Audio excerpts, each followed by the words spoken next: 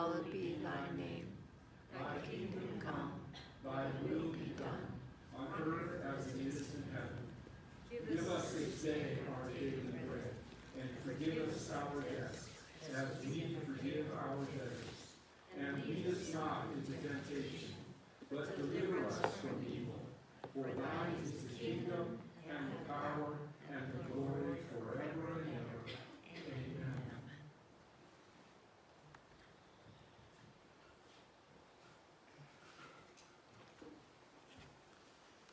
So as you know, we're going through Ecclesiastes, and I've had a few people come to me and say, could we get it maybe a little more upbeat? Could we maybe do a little more encouraging? Because there's a lot in Ecclesiastes that talks about life is how the meaninglessness of life. And well, the bad news is no, I can't. We're just going to keep going through the book, and it says what it says. But there is a song that has been literally been going through my head since the first time I started doing Ecclesiastes. And it's an old-time song, and many of you will recognize it, I'm sure. And if you haven't, it means that your upbringing was lacking, because it's an important part of our culture, this song is. But I mean, when I say it's been going through my head, I've been singing the song in my head for the last 6 weeks. So then I thought, it's only fair that you sing the song. So, are you ready? I'm ready. Ready. So here we go. It's going to be up on the screen. And anytime you're ready. It's not coming up. It's Meaningless. oh my.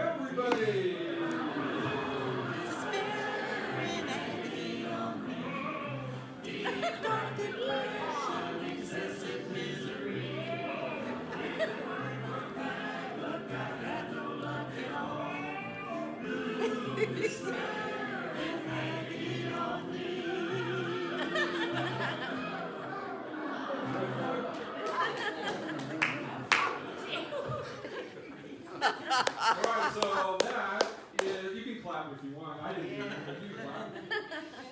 That is the theme song for Ecclesiastes. I just pronounced that. So, how many of you ever watched Hee-Haw in your life?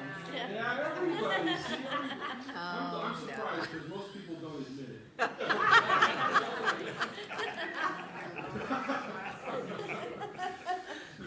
There's something really wrong with this show, but at the same time, you just can't tear your eyes away from it. So, anyway, I thought that would be a good way to, a little levity, a little realization that just because a writer in Ecclesiastes 2,500 years ago was writing these words, people today have the same kinds of feelings about just the gloom and the despair and the agony in life. So, hopefully, the thing about that song is it's got a catchy little tune, and now that you've heard it, you're going to be singing it for the next 3 or 4 weeks. So, one of these days, going to be in the post office, and there's going to be 3 or 4 of you sitting over in the corner, just all singing the song together. All right, let's get over that. Ecclesiastes, we're going to look at Ecclesiastes chapter 1, verses 2 and 3, because this is the thesis statement for this book. It's a place that the author, the writer of this book starts, and really, the rest of the book is just him proving this.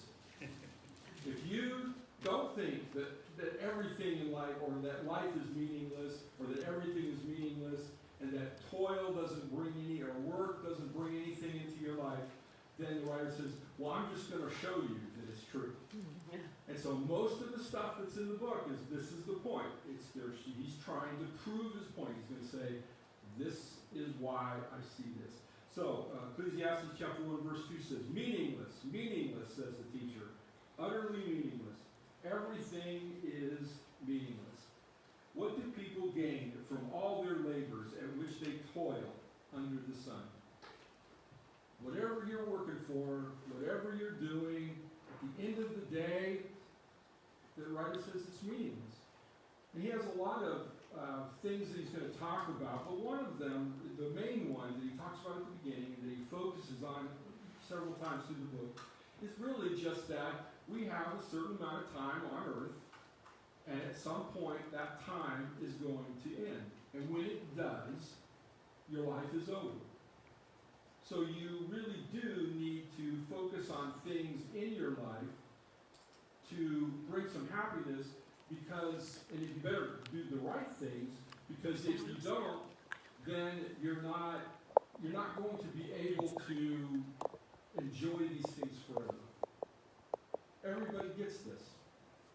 The older you get, the more you get it.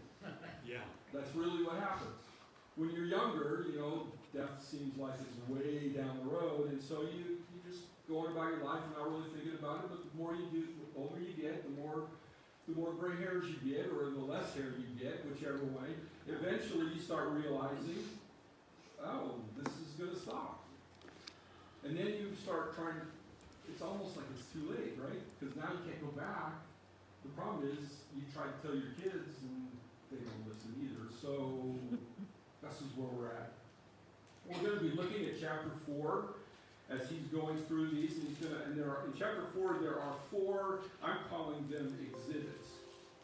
There's 4 sections in this chapter, and each one is a issue about the meaninglessness of life. Something is going to show that life is in fact meaningless. So if we turn to Ecclesiastes chapter 4, the first exhibit is oppression. We need to change the. I'm sorry. We're having a little technical difficulty. Oh, there. I will talk slowly. The first one is oppression. That as you go through your life and you have oppression in your life, it just makes death come, and it makes life meaningless, because you can't enjoy the things that you're doing because you're being oppressed. Now, the word oppressed generally means is the idea of somebody or something else is causing you to not be able to find satisfaction in your life. It might be your boss, it might be your spouse, it might be the system that you're in, it might be a lot of different things, but it comes from outside you. It's not something that you are causing, it's something that somebody else is doing towards you. And so when we look at verse 1 of Ecclesiastes, chapter 4, it says, "Again I looked and saw all the oppression that was taking place under the sun. I saw the tears of the oppressed, and they have no comforter. Power was on the side of their oppressors, and they have no comforter." So this oppression comes, and he looks around and he says, there's no solution to this. Nobody's coming to rescue people.